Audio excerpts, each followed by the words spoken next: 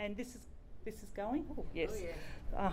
So sorry everybody who was on the recording. We've had a bit of an IT issue here with the PowerPoint, so I do thank you for your patience. This will be recorded, as you probably know, if you need to leave and watch it at some other time. So, thank you very much for coming and for joining us or joining me in this presentation. It is a privilege for me to be here today and to share my research on Richard Morgan. So Richard Morgan is not only a First Fleeter, he is also a Norfolk Islander. He did most of his time on Norfolk Island, and he's also a first settler here in Tasmania. And my interest in Richard Morgan is because he is a descendant of mine. So behind every great man, we know there is a great woman, and that being Catherine Clark. So Catherine Clark was his wife, and she was a convict as well. However, there was no marriage certificate for them, and we'll discuss that a little bit more as we go along in the presentation. So when I sort of talk about my research, I said to the group here a little while ago that I really haven't done a lot of really the hard yards, as it is. Richard Morgan, there's a lot has been written about him in the past, so there's a lot of information that you can get just by a lot of Googling, but also knowing a lot of the authors and reading their books, because, as I said, he, being a First Fleeter, there's just a lot of information out there, and people have already beat me to it in terms of going to the repositories and going to England and going through all the documents and things like that you can find, and there's a lot held in Sydney, and that, as we know, as well, and of course here in Tasmania. So other people have spent hours, weeks, months maybe doing this, and for that I am very, very, very grateful. They're obviously a lot more patient than what I probably would have been. So, and it's only been in the last 5 years or so that I even knew that Richard Morgan was a descendant of mine. So we had a lady do a family tree for us, and I got the absolute shock of my life when I was going through it to find out that, oh my gosh, I'm related to First Fleet Convict, and I found that to be really, really exciting. I have always been interested in history. Even when I was at school, my favourite subject was history. So the fact that this has come up to me personally was it just made my day, really.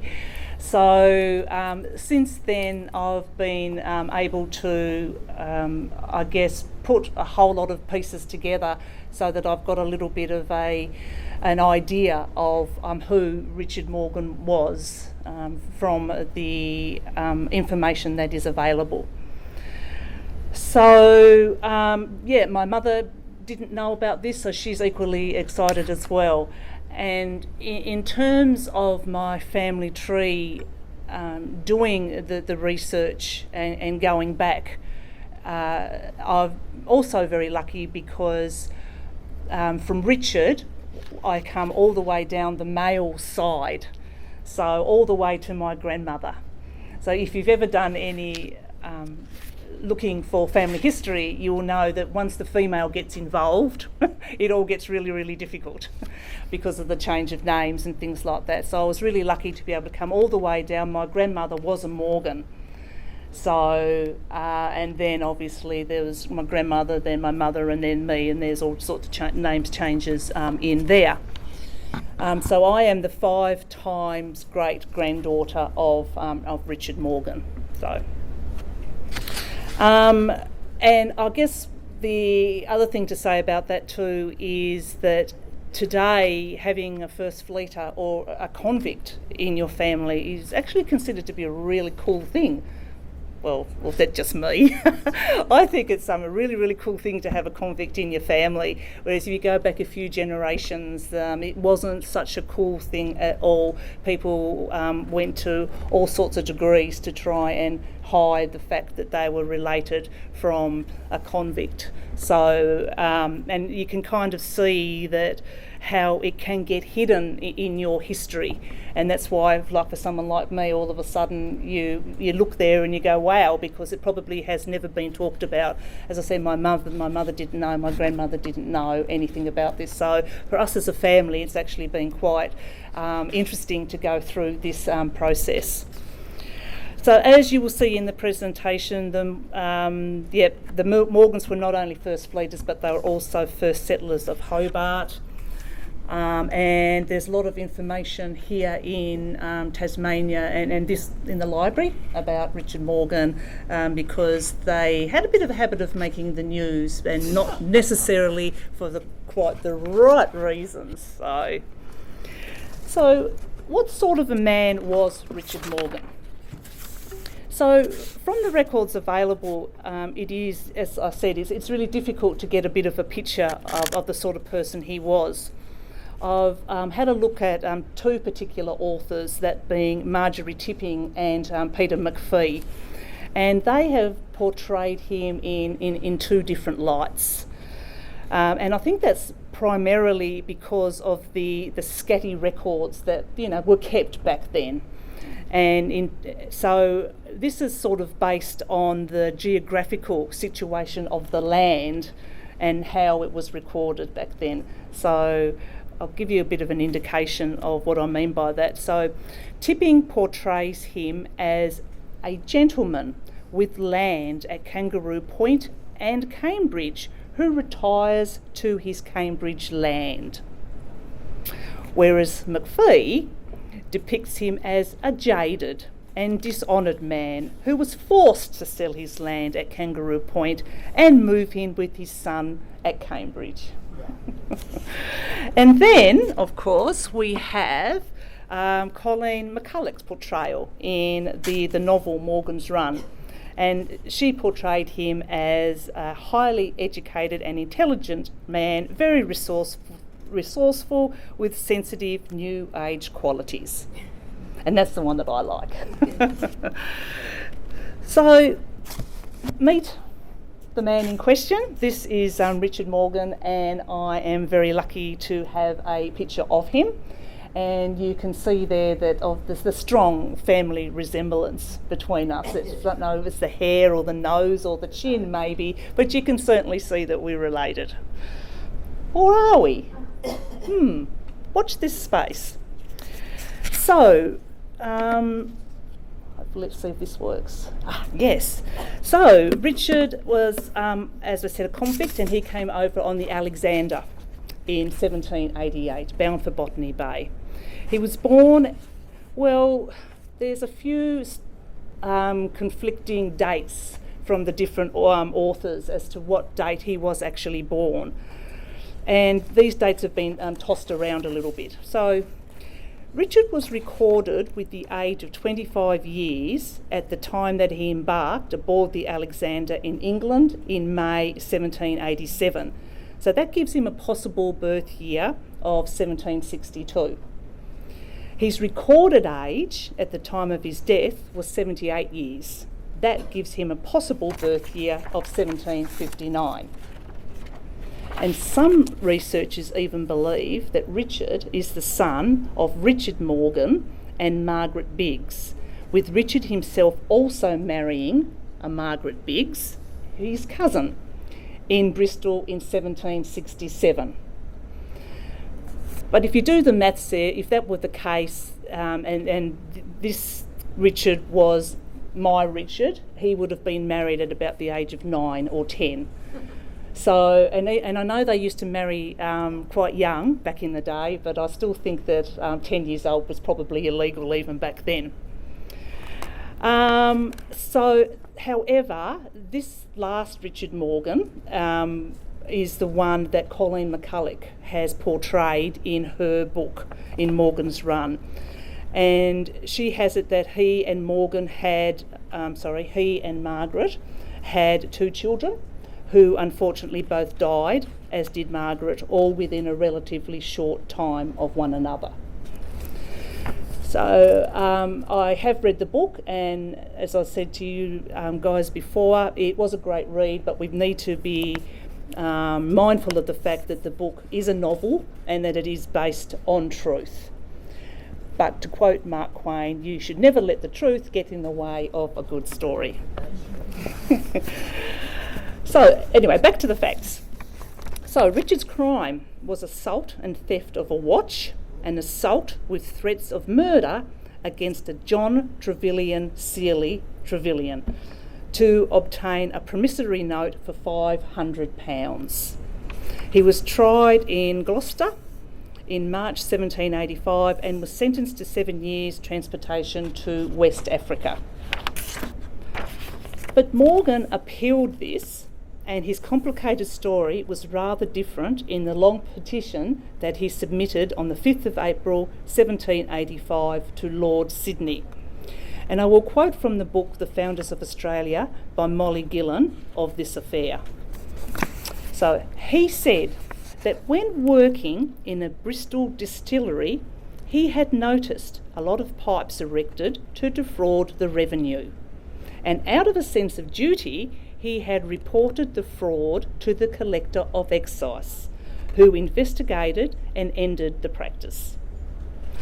Morgan had been required as a witness to the subsequent prosecution and had been approached with bribes to compromise.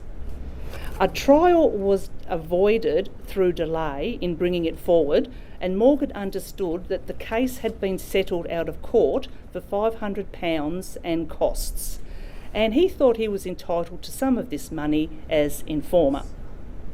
He was then told, he says, that there had been criminal connection between his wife and one Mr. Seeley of Bristol, a man of property.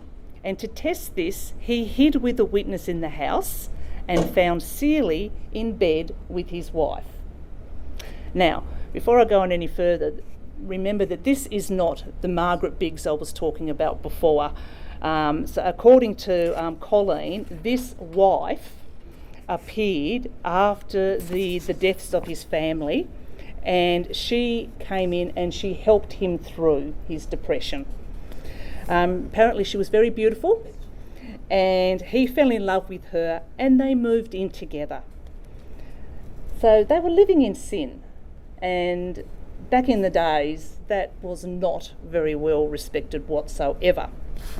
So I'll continue with the story.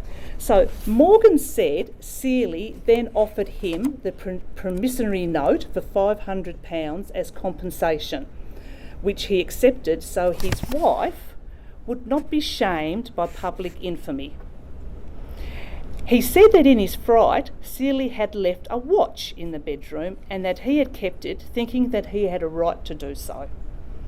He intimated that the present charges against him had been instituted to avoid paying the £500, and he added, "Your petitioner had no criminal intention in what he did, but has always acted as a faithful and honest subject, both towards the government and his neighbours."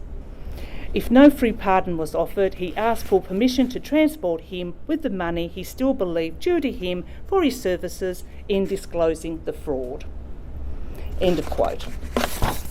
So, long story short, because he was now convicted of this crime, the law back then stated that you could not be a witness in a trial.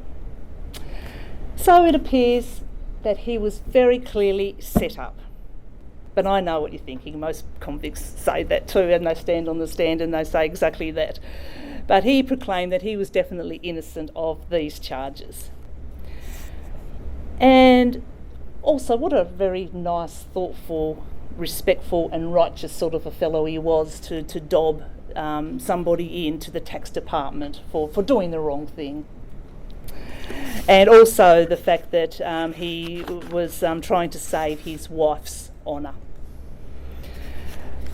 According to Colleen in Morgan's Run, she was hired by Seeley to play the part in setting him up, because she then disappeared and there was no other writing about her whatsoever. There's no other records about it. So for his trouble, he spent the next 2 years on a prison hulk in the Thames awaiting transportation, which was changed from South Africa to Botany Bay at the 11th hour.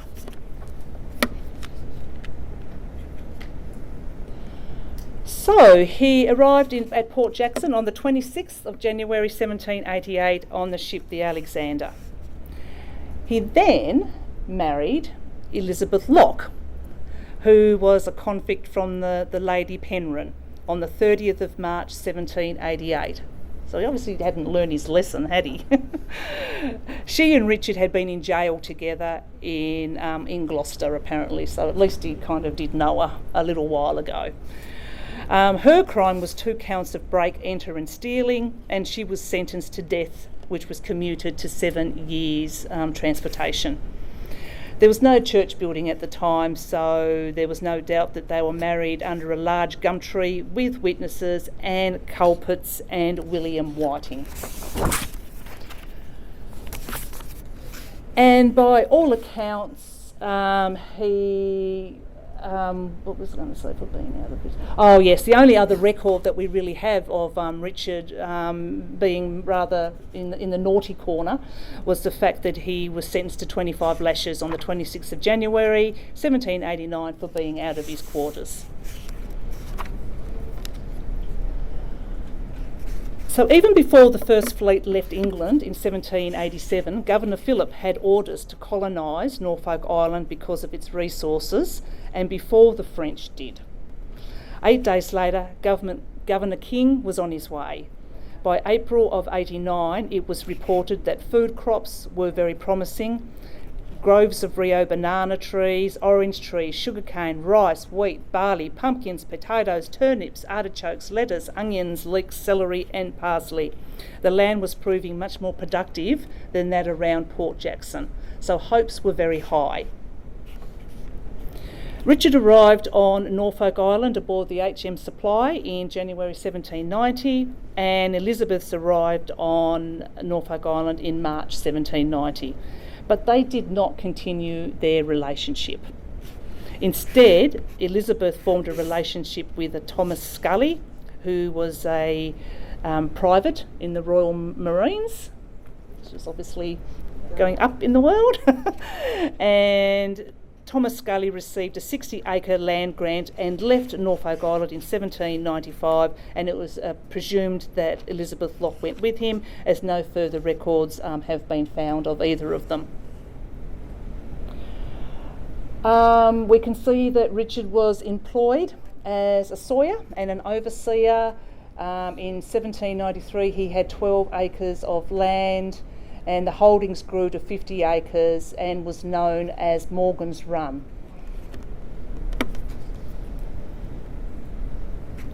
So Catherine, his wife. Catherine's crime was that she stole 10 yards of muslin from a shop. She was tried in Kent in March 1789, was sentenced to 7 years transportation, and came out here on the Lady Juliana on the 3rd of June 1790. The Lady Juliana carried 226 women. And I don't know if you know about the reputation for the Lady Juliana, but it was known as being the floating brothel.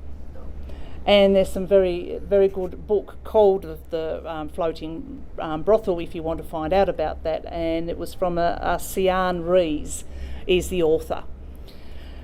John Nicol, and I should just note, in the book and on the Lady Juliana with all the records, Catherine Clark, she was not mentioned as one of those ladies who may have given her a certain reputation.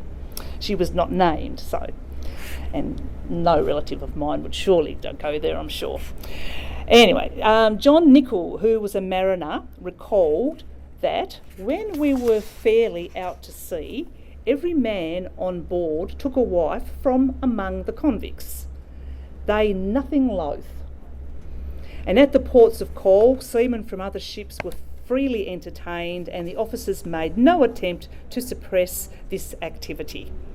No provision had been made to set the convicts to any productive work during the voyage, and they were reported to be noisy and unruly, with a fondness for liquor and for fighting amongst themselves.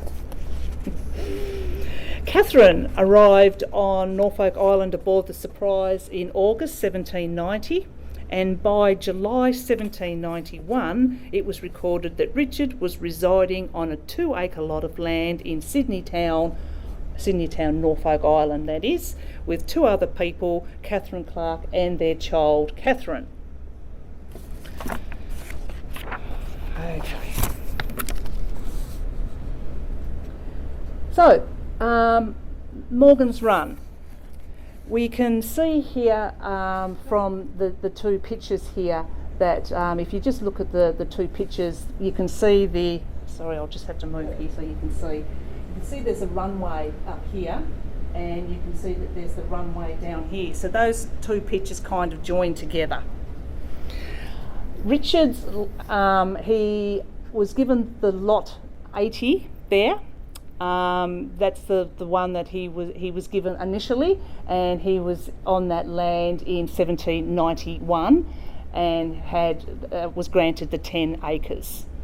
Then in 1802, and by this time he was free, he actually brought lot 88, which was down there in that the bigger land there on that second picture there. And if you look over onto the far side there, you can see exactly where those lands are is situated in terms of Norfolk Island. So where he had that land, which is sort of on the west side of the island.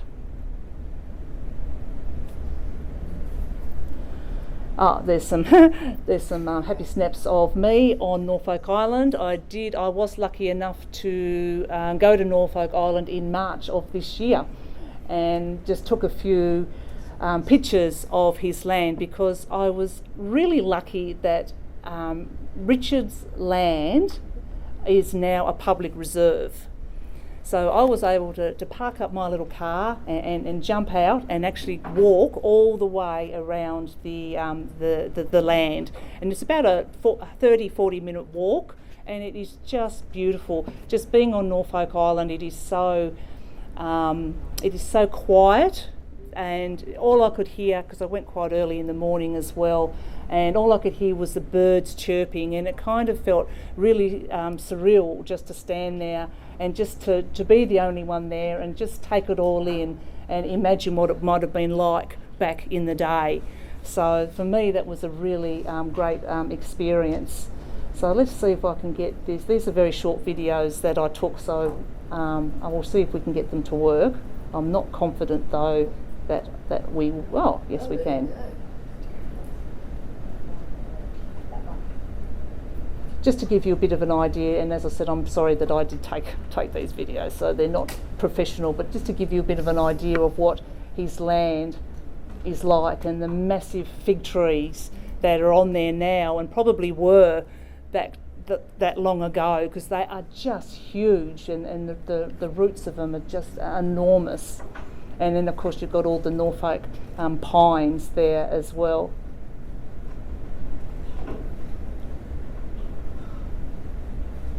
So they're the roots of the fig trees. They're just huge.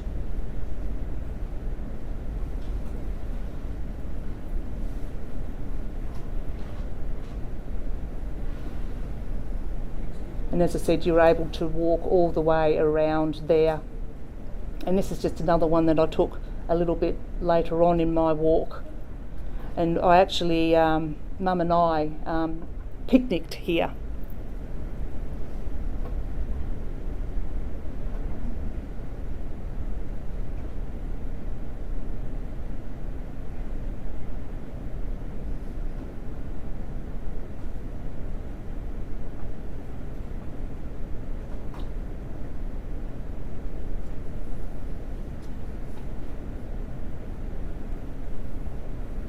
So very lucky to have had that experience. I mean, you can sort of look at those and think, oh gosh, they're just trees and grass and things, but to me, it actually had so much meaning.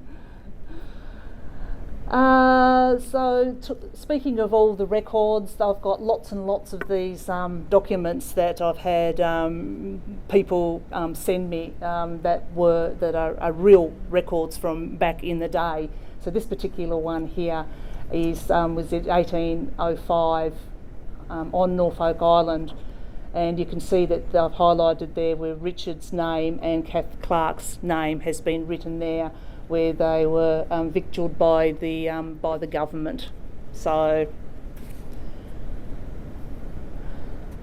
Richard and Catherine had 8 children. You can see there was Catherine was the firstborn, then there was William, followed by Richard, Mary, then a set of twins, Sophia and Margaret, and then another set of twins, George and James. I come down William Henry's line, the firstborn son. And as you can see, he was born in 1794. On the 15th of October 1805, Richard Morgan travelled to Sydney aboard the Buffalo, along with Catherine and their 8 children. In August 1806, it is recorded that Richard Morgan was a self-employed sawyer living with Catherine Clark. In October 1806, the Morgan family travelled to Hobart aboard the King George and settled at Kangaroo Point, Clarence Plains. Before leaving Norfolk Island, Richard surrendered 48 acres of land in exchange for 190 acres near Hobart. The Morgans were the first settlers at Kangaroo Point. They had 2 assigned convicts accompany them, and they were victualled at the expense of the Crown for 2 years and allowed convict servants for several years.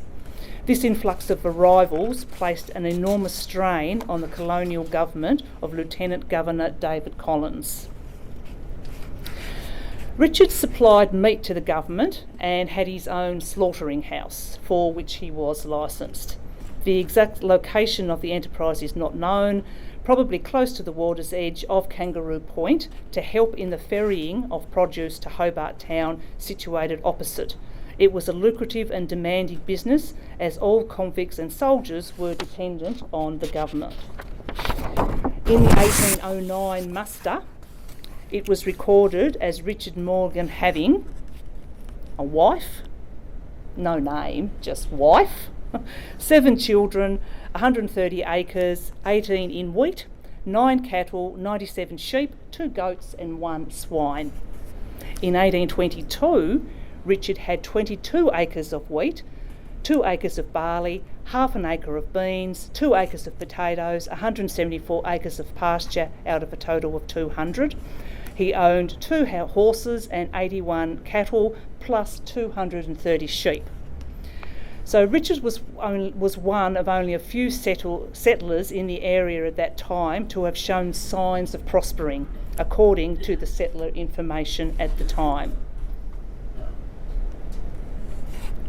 So this here is my attempts at a before and after photo. The photo there on your right is held here at the State Library, I believe. And it's a painting of Kangaroo Bay looking out towards Hobart. And a few weeks ago I decided I was going to try and replicate that, so I walked down to Kangaroo Bay and stood right there on the ground there, as you can see, and took a photo across the water myself. So you can see in the big painting there, you can see Mount Wellington in the background, and you can see Rosny Point. So as you can see from my photo there, as to how sort of things have changed, how they look rather different now than what they did, yes, as we would expect. So Richard, you're probably all familiar with the Rosny Barn there. The Rosny Barn was on his land, and it was apparently he had it built while he was living on that particular land. His property goes all the way up here. You can see by the little image here that I've got from the golf course behind Rosny Barn and all the way down to Kangaroo Point, down to the water's edge itself. And it takes in the Rosny College, so you're kind of looking at that big sparse of land. The little diagram there sort of in the middle sort of gives you a bit of a perspective, I suppose, as to where the barn sits in relation to Kangaroo Bay. And the old photo is probably self-explanatory on the other side. That's a really old picture with the Rosny Barn sitting on it.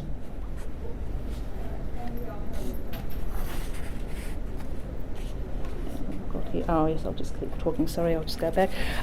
So there is evidence, however, to suggest that an attempt was made initially to build a Morgan family agricultural empire, with his son Richard acquiring land adjacent to his father's.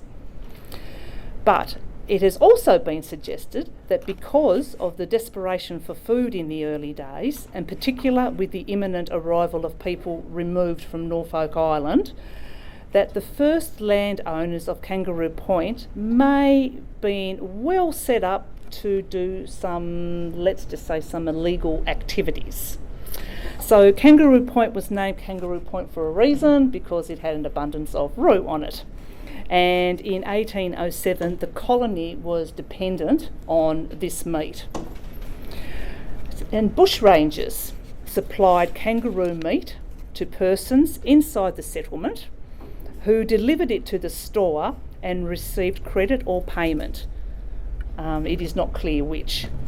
With the proceeds, these people purchased gunpowder and supplies, which were exchanged in turn for more kangaroo meat. So the early days of the colony, money sort of didn't have much value whatsoever. There probably wasn't any, and it was more the food where people were able to profiteer. So there's nothing to say that the Morgans were part of this at this time. However, they were implicated in stock theft a little bit later on. And by all accounts, it was a very lucrative business, being across a river, and it was well hidden from prying eyes. So the people at Kangaroo Point kind of were able to do whatever they pleased, because nobody really coming backwards and forwards across the river.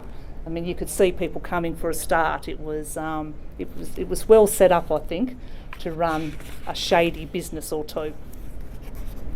In 1815, Richard was a constable at Kangaroo Point, a post that he was dismissed from in July 1817, and that's possibly because of his involvement with stock theft.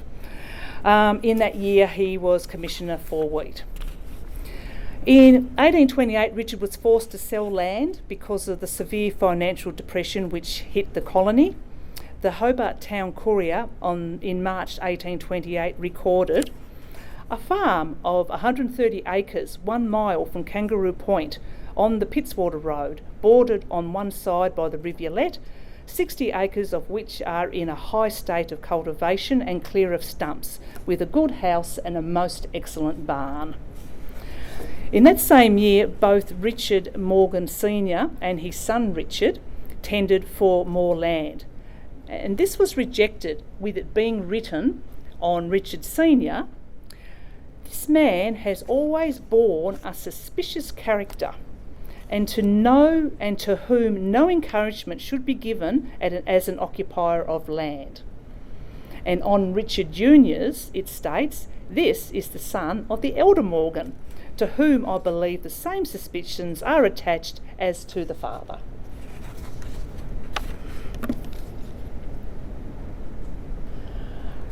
As discussed earlier, I come down the Richard's son's William's line. He was born in 1794 on Norfolk Island, and he married Emmeline Hibbins in 1814 here in Hobart. In 1819, William Morgan was sent to Sydney to stand trial for stealing sheep. And if I just put that there, I've actually put the little extract that appeared in the paper at the time.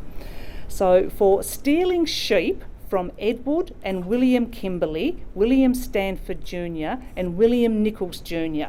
at the Tin Dish Holes, Hobart Town, Van Diemen's Land. Now the Tin Dish Holes is now Sorrel Springs.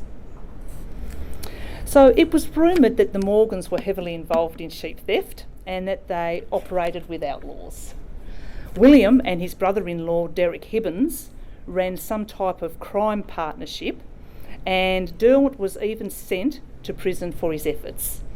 Rumour has it that William was associating with other well-known sheep stealers, including George Watt, leader of the main gang from the Coal River area, and Thomas Crawn, who apparently was one of the worst and most notorious plunderers in the colony. He, along with his sons and a bushranger named Watts, had a sheep stealing business. It was known that William and brother Richard's farm at Hollow Tree was a base for illegal transactions involving stolen livestock. This was the era of Michael Howe, perhaps the best of the very early bushrangers, and there is evidence that the Morgan boys were associating with that gang. It's not looking good, is it? Eventually, the evidence was overwhelming, and a warrant was issued, and William took to the hill. He was soon caught, and on August the 14th, 1819, he was committed for trial in Sydney. Despite a petition to the effect that he was honest, William was sentenced to death. But fortunately for him and his family, and me, Governor Brisbane pardoned him. On the 7th of September 1822, you can see there that his son Thomas was born in Hobart. On his baptism record, on the 3rd of December 1822, it was noted E.M., that being Emmeline Morgan, was married to Morgan, but at the time she was pregnant, he was confined to the jail at Sydney, where he had been for 2 years. Yep, you can see where I'm going with this, can't you? And she was delivered after his return to Hobart. So, it appears I am actually not a direct descendant from Richard Morgan, and I was really upset about that. I mean, goodness me, I found out I was descended from this infamous person, and then suddenly just shot through the heart. I am no longer. So it appears like poor Thomas there was an illegitimate child. And thank you to Reverend Knopwood for putting that in on the baptism record. Otherwise, I would be none the wiser. So, as I said, my initial excitement of being a blood relevant to a First Fleeter was very short-lived. But it does raise an interesting point, re the possible discrepancy that can exist between legal descent and biological descent when we trace ancestry more than a century or two back. We often enough can only be certain of the former, because I'm sure I'm not the only one. In 1837, William Morgan, late of Kangaroo Point, was confined for debt in Hobart Jail, and you can see he died in November of 1850, aged 56 years. His mother Catherine died in July 1828, aged 57 years at Clarence Plains, and Richard died in September 1837, aged 78 years at Clarence Plains.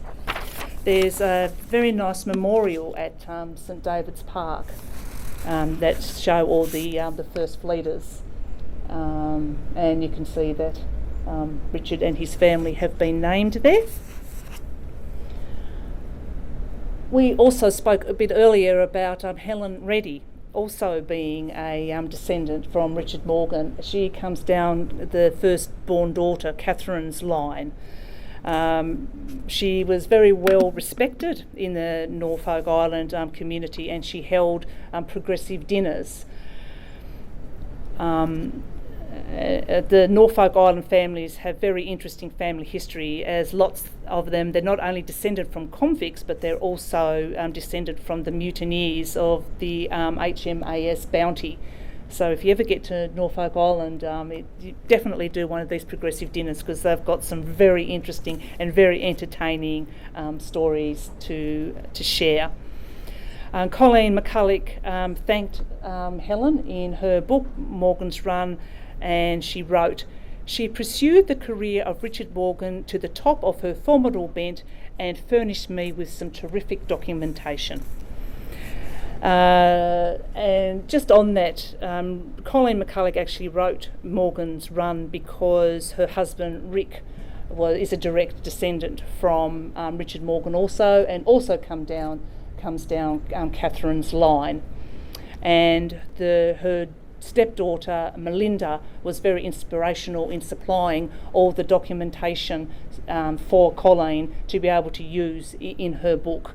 So she did a lot of troweling through all those repositories in England and Sydney. I was just going to, yes, there's YouTube. You can actually Google these couple of things on YouTube, but there's Morgan's Run, the musical, which was 2011. That was put out, and I think it was shown originally at the Blue Mountains. And I was just going to show you this very short film clip from Colleen McCulloch just talking about that. Oh, I can't, that's right, there's no sound to this. That's right, that's fine. Yeah, but basically it was very interesting for her to sort of say she was approached by them, and she's kind of thought, and she's so laid back, Colin. She goes, what the heck, let's go and do it. So she was very laid back, so it was a very nice interview. As I said, these are the people I would very much like to thank for me being able to present this to you today, because as I said, I certainly don't take any of the credit of finding out all these bits and bibs and bobs. I just see myself of being able to put it all together and to make the story. So yes, these are the people that I have used to be here today, to be able to tell you about Richard Morgan, and hopefully give you a little bit of a impression as to what sort of a man that he may have been. And so I thank you very much for coming, and I do thank you for your patience of getting all this IT up and running. So I hope you enjoyed it. Thank you. We say thank you for everything you did, and it was so informative, and it was such a great story. Thank you.